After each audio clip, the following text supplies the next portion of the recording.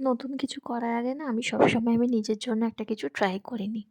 এই যেমন এই কেকটা কিন্তু আমার ফন্ডেন্টের তৈরি। এই ফন্ডেন্টের কেক কিন্তু আমি ফার্স্ট টাইম করলাম। তা যেহেতু আমি ফার্স্ট টাইম করলাম তাই সেটা আমি আমার নিজের অ্যানিভার্সারিতেই করেছিলাম। তো এই কেকটা ছিল অরেঞ্জ ফ্লেভারের কেক, যেটা অরেঞ্জ বেস দিয়েই করা।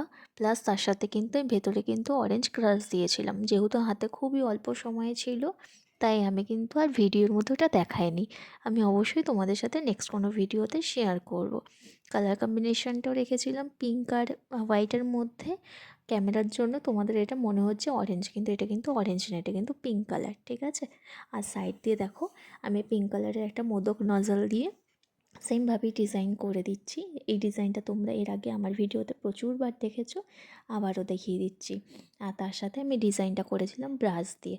আমরা যে অয়েল ব্রাশ করি সেই ব্রাশ দিয়ে ডিজাইন করেছিলাম। একটু কখনো কেউ বাড়িতে ট্রাই করে দেখবে, দেখতে না অসাধারণ লাগে।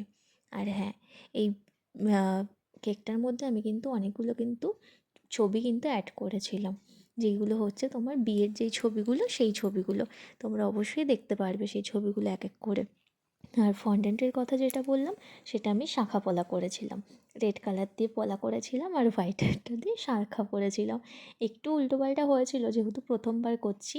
চেষ্টা করবো নেক্সট টাইম আরও ভালোভাবে করার। কিন্তু হ্যাঁ, তোমরা জানিও তো যে কেমন লাগলো ডিজাইনটা। কেন আমার কিন্তু ডিজাইনটা নিজের কাছে পার্সোনালি খুব ভালো লেগেছে। আমি এটা একটা গুগলে দেখেছিলাম ছবিটা, সেটা দেখেই আমার এত পছন্দ হয়েছে, আলাম না, এটা কাউকে দেওয়ার আগে আমি নিজের জন্য ফার্স্টে ট্রাই করব, তারপরে লোককে দেবো। তো এই হচ্ছে কেকটার দেখো ফাইনাল লুক। আর এখানে আমি স্টিকারগুলো সেমভাবে বসিয়ে দিয়েছি আর লিখেছিলাম প্রথমতম, মানে আমাদের ফার্স্ট অ্যানিভার্সারি। তো অবশ্যই জানিও কেকটা কীরকম লাগছে। তো চলো, আজকের মতন ভিডিওটা এইটুকুনি। আবার দেখা হচ্ছে তোমাদের সাথে নতুন কোনো ভিডিওতে। আজকের মতন টাটা।